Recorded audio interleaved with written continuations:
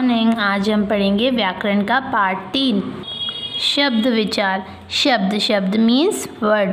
परिभाषा एक या एक से अधिक वर्णों के मेल से बने सार्थक ध्वनि के शब्द को शब्द कहते हैं। एक या एक वर्ण मीन्स लेटर। जब हम एक या दूसरे दो लेटर्स को जोड़ेंगे तो वो क्या बन जाएगा? शब्द बन जाएगा, वर्ड बन जाएगा।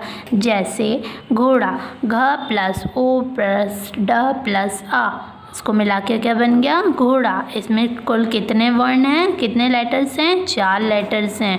राधा, र प्लस अ प्लस ध प्लस अ, राधा। राधा में भी 4 वर्ण हैं।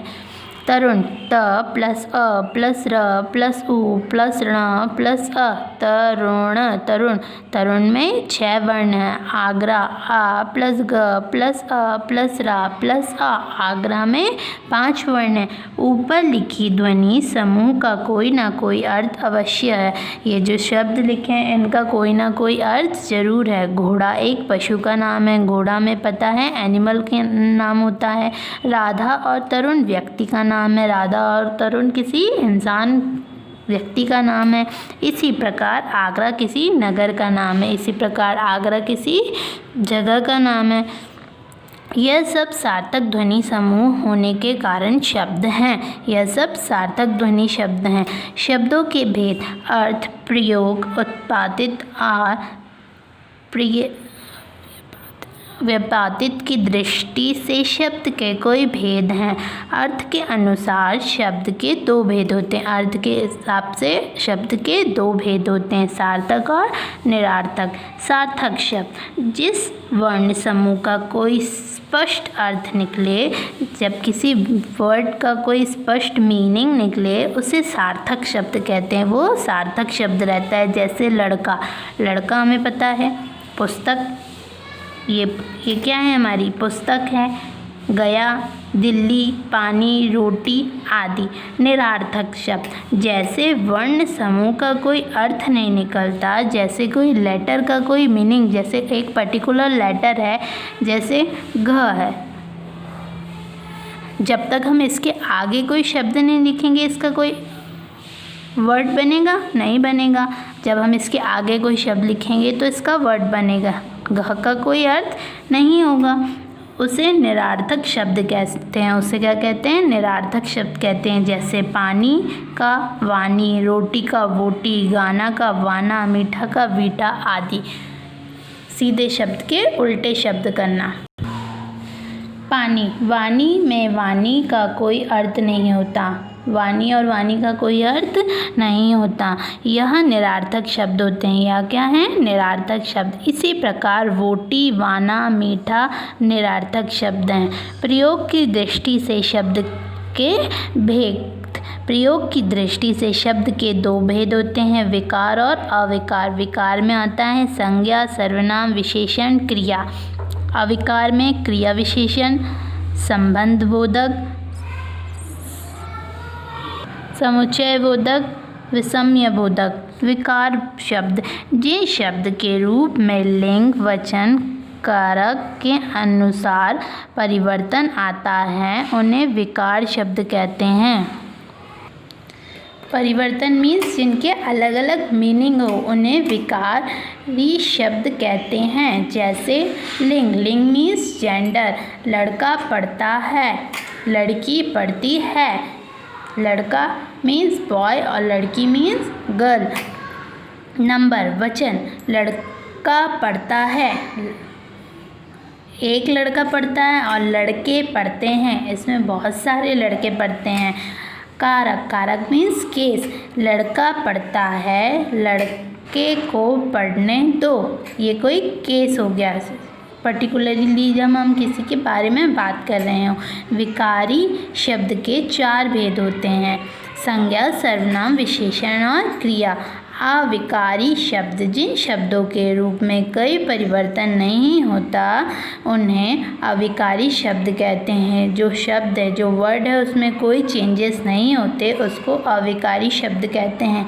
इन्हें अव्यय भी कहते हैं, जैसे और, तथा, धीरे धीरे, कम, अधिक, वह हाय आदि।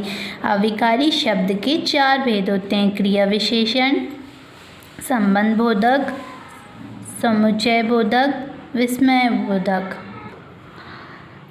उत्पादित की दृष्टि से शब्द के भेद। उत्पादित अथवा उद्गम की दृष्टि से शब्द के 4 प्रकार होते हैं: तत्सम, तद्भव, देशज, विदेशी शब्द।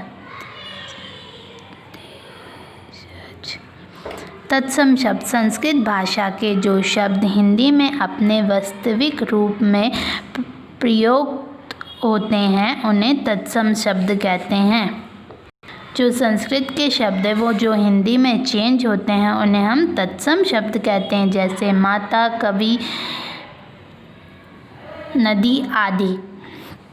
तद्भव शब्द संस्कृत भाषा के ऐसे शब्द जो बिगड़कर अपने रूप को बदलकर किन्हीं में मिल गए हैं वह तद्भव शब्द कहलाते हैं। संस्कृत शब्द के जो बिगड़े शब्द जो हैं वो सुधर कर कोई शब्द में मिल गए हैं उसे हम तद्भव शब्द कहते हैं, जैसे आग का अग्नि, घोड़ा का घोटक, दूध का दुग्ध, दांत का दंत, रात का रात्रि, हाथ का हस्त आदि। देशज शब्द जो शब्द देश के विभिन्न भाषाओं में हिंदी में अपने लिए गए हैं उन्हें देशज या देशी शब्द कहते हैं, जैसे गाड़ी, पेट, खिड़की, लोटा, पगड़ी, लड़का, चिमटा आदि। विदेशी शब्द जो शब्द विदेशी भाषाएं, जो शब्द विदेश में जो शब्द बोले जाते हैं लैंग्वेज, जैसे अंग्रेजी, उर्दू, फारसी में से हिंदी में आ गए हैं उन्हें विदेशी शब्द कहते हैं, जैसे रेडियो, स्कूल, गमला, आलू आदि। व्युत्पाद की दृष्टि से शब्द के भेद। व्युत्पाद की दृष्टि से शब्द के 3 प्रकार हैं। रूढ़ि जो शब्द परंपरागत हो तथा जिनका खंड का कोई अर्थ ना निकले उन्हें रूढ़ि शब्द कहते हैं, जैसे रोटी, रो प्लस टी रोटी, नदी, न प्लस दी नदी, घोड़ा, गो प्लस डा, नाक, ना प्लस क नाक। यौगिक शब्द जो शब्द अन्य शब्दों के योग से बने हो तथा जिनके प्रत्येक खंड का कोई अर्थ हो। जो शब्द कोई भी शब्द जो किसी अन्य शब्द के प्रयोग से बने हों उन्हें यौगिक शब्द कहते हैं, जैसे पाठशाला, पाठ प्लस शाला, इन दोनों का अर्थ है। डाकघर, डाक प्लस घर। योग रूढ़ि जो शब्द अन्य शब्दों के योग से बनता है। कोई जो शब्द किसी दूसरे शब्द के योग से बनता है परंतु एक विशेष अर्थ के लिए प्रसिद्ध होता है उसे योग रूढ़ि शब्द कहते हैं, जैसे पंकज, पंक प्लस ज, पंकज, कीचड़ में पैदा होने वाला अर्थात कमल। लंबोदर, लंब प्लस ओधर, बड़े पेट वाला अर्थात गणेश जी। दशानन, दशा प्लस आनंद, 10 मुख वाला अर्थात रावण।